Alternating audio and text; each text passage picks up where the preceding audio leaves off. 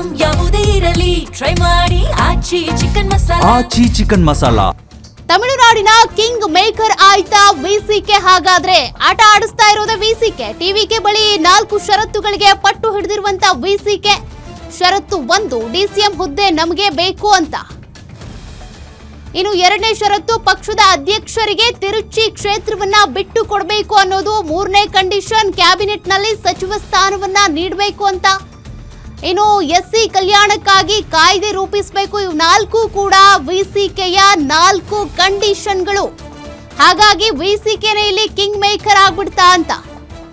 107 ಸ್ಥಾನ ಗೆದ್ದಿದ್ದು ಟಿವಿಕೆ ಆದ್ರೂ ಕೂಡ ವಿಸಿಕೆ ನೋಡಿ ಯಾವ ರೀತಿಯಾಗಿ ಲಾಗ ಹೊಡಿಸ್ತಾ ಇದೆ, ಯಾವ ರೀತಿ ಪಲ್ಟಿ ಹೊಡಿಸ್ತಾ ಇದೆ. ನಿನ್ನೆ ಬೆಂಬಲ ಅಂತು, ಅದಾದ ನಂತರದಲ್ಲಿ ರಾಜ್ಯಪಾಲರು ಅನುಮತಿ ಕೊಟ್ಟರು ಸರ್ಕಾರ ರಚನೆಗೆ. ಈಗ ನೋಡಿದ್ರೆ ಸಂಜೆ ಇದ್ದಕ್ಕಿದ್ದಂತೆ ನಿನ್ನೆ ಸಂಜೆ ವಿಸಿಕೆ ಮತ್ತೆ ಬೆಂಬಲ ವಾಪಸ್ ಅಂತು. ಇವತ್ತು ಬೆಳಗ್ಗೆ ನೋಡಿದ್ರೆ ಆ ಕಂಡೀಷನ್ಸ್ನೇ ಇಟ್ಕೊಂಡು ಮಾತನಾಡ್ತಿದ್ದಾರೆ. ಹೀಗಾಗಿ ಇಲ್ಲಿ ಆಟ ಆಡಿಸ್ತಾ ಇರುವಂತ ಪಕ್ಷ ಏನಿದೆ ವಿಸಿಕೆ. ಹಾಗಾದ್ರೆ ಟಿವಿಕೆ ಸರ್ಕಾರ ರಚನೆ ಮಾಡಬೇಕು, ಪ್ರಮಾಣ ವಚನ ಸ್ವೀಕಾರ ಮಾಡಬೇಕು ಅಂತ ಅಂದ್ರೆ ಇಲ್ಲಿ ವಿಸಿಕೆ ಕಿಂಗ್ ಮೇಕರ್ ಆಗಿ ಕೆಲಸ ಮಾಡುತ್ತಾ ಅನ್ನುವಂತ ಪ್ರಶ್ನೆ ಸಹಜವಾಗಿನೇ ಹುಟ್ಕೊಳ್ತಾ ಇದೆ.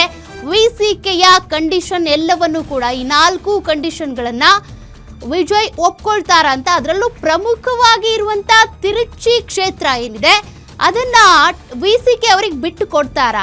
ಅದು ಪ್ರತಿಯೊಬ್ಬರಿಗೂ ಇರುವಂತ ಒಂದು ಇಂಟ್ರೆಸ್ಟಿಂಗ್ ಕ್ಯೂರಿಯಾಸಿಟಿ ಇರುವಂತ ಪ್ರಶ್ನೆ. ಈ 4 ಷರತ್ತುಗಳಿಗೂ ಒಪ್ಪಿಗೆ ಕೊಟ್ಟಿದೆ. ಆದ್ರೆ ಏನ್ ಬಾಳ ಅಲ್ಲ, 10-15 ಸ್ಥಾನ ಅಲ್ಲ, ವಿಸಿಕೆದು 2 ಶಾಸಕರು.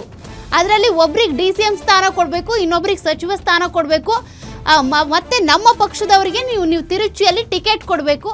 ಇಷ್ಟೆಲ್ಲ ಕಂಡೀಷನ್ಸ್ ಇರುವಂಥದ್ದು, 4 ಕಂಡೀಷನ್ಸ್.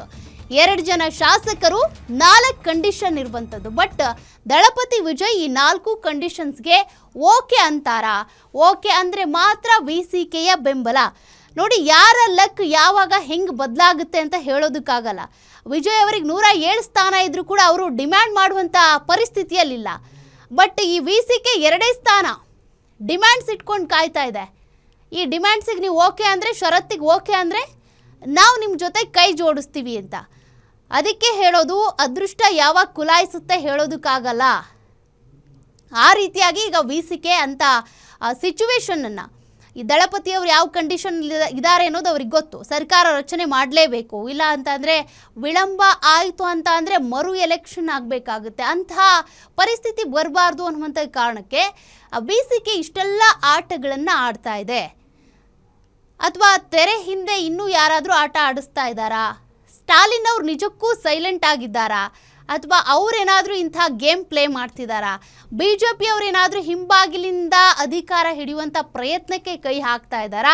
ಗೊತ್ತಿಲ್ಲ ಎಂಥ ಬೆಳವಣಿಗೆಗಳಾಗ್ತಾ ಇದೆ ಅಂತ. ಆ ಬೆಳವಣಿಗೆಗಳು ಏನಾಗ್ತಿದೆ ಅನ್ನೋದು ಗೊತ್ತಾಗಬೇಕು ಅಂತ ಅಂದರೆ ಇವತ್ತು ಸಂಜೆ 4 ಗಂಟೆವರೆಗೂ ವೆಯ್ಟ್ ಮಾಡಬೇಕಾಗುತ್ತೆ. ಈ ವಿಸಿಕೆಯ ಹಕ್ಕಿಕತ್ ಏನು ಅನ್ನೋದು ಯಾರಿಗೂ ಅರ್ಥ ಆಗ್ತಾ ಇಲ್ಲ. ಈ 4 ಕಂಡೀಷನ್ಗಳನ್ನ ಅದು ಯಾವ ಆಧಾರದ ಮೇಲೆ ಕೇಳ್ತಾ ಇದೆ? ಟಿವಿಕೆ ಪಕ್ಷದ ಎಲ್ಲಾ ಶಾಸಕರು ಮಹಾಬಲಿಪುರಂಗೆ ಶಿಫ್ಟ್ ಅಂತೆ. ಮಹಾಬಲಿಪುರಂನಲ್ಲಿರುವಂಥ ರೆಸಾರ್ಟ್ಗೆ ಶಾಸಕರನ್ನ ಶಿಫ್ಟ್ ಮಾಡಲಾಗಿದೆ. ಇನ್ನು ಟಿವಿಕೆ ಕಚೇರಿಯಿಂದ ಎಲ್ಲ ಶಾಸಕರು ಕೂಡ ಮಹಾಬಲಿಪುರಂಗೆ ಶಿಫ್ಟ್ ಆಗಿರೋದು. ವಿಸಿಕೆ ಬೆಂಬಲ ಸಿಗುವವರೆಗೂ ಟಿವಿಕೆ ಶಾಸಕರು ರೆಸಾರ್ಟ್ನಲ್ಲೇ ಇರ್ತಾರೆ. ಟಿವಿಕೆ ಪಕ್ಷದ ಎಲ್ಲ ಶಾಸಕರು ಕೂಡ ಮಹಾಬಲಿಪುರಂನಲ್ಲಿರುವಂಥ ರೆಸಾರ್ಟ್ಗೆ ಶಿಫ್ಟ್ ಆಗಿರೋದು. ಕಾರಣ ಯಾವಾಗ ಯಾವ ಬೆಳವಣಿಗೆ ಆಗುತ್ತೆ ಹೇಳೋದಕ್ಕಾಗಲ್ಲ. ಯಾವ ಶಾಸಕರನ್ನ ಯಾವ ಪಕ್ಷದವ್ರು ಬೇಕಿದ್ರೂ ಪಕ್ಷಾಂತರ ಮಾಡಿಸ್ಬಿಡ್ಬಹುದು, ಸೆಳೆದು ಬಿಡಬಹುದು. ಆ ರೀತಿ ಆಪರೇಷನ್ ಆಗಬಾರ್ದು ಅನ್ನುವಂಥ ಕಾರಣಕ್ಕೇನೆ ಈಗ ತಮ್ಮ 107 ಜನ ಶಾಸಕರನ್ನು ಹಿಡಿದಿಟ್ಟುಕೊಳ್ಳುವಂಥ ಪ್ರಯತ್ನದಲ್ಲಿ ಈಗ ಟಿವಿಕೆ ಇದೆ. ಹಾಗಾಗಿನೇ ಮಹಾಬಲಿಪುರಂನಲ್ಲಿರುವಂಥ ರೆಸಾರ್ಟ್ಗೆ ಶಿಫ್ಟ್ ಮಾಡಿದ್ದಾರಂತೆ. ಅಲ್ಲೇ ಇರಬೇಕು ಅವರು ಅಂತ. ವಿಸಿಕೆಯ ಬೆಂಬಲ ಸಿಗುವವರೆಗೂ ರೆಸಾರ್ಟ್ನಲ್ಲಿನೇ ಇರಬೇಕು ಅಂತ. ದಳಪತಿ ವಿಜಯ್ ಅವರ ಸಂಕಷ್ಟದ ಪರಿಸ್ಥಿತಿಯನ್ನು ಟಿವಿಕೆ ಅವರು ಗಮನಿಸಿರ್ತಾರೆ.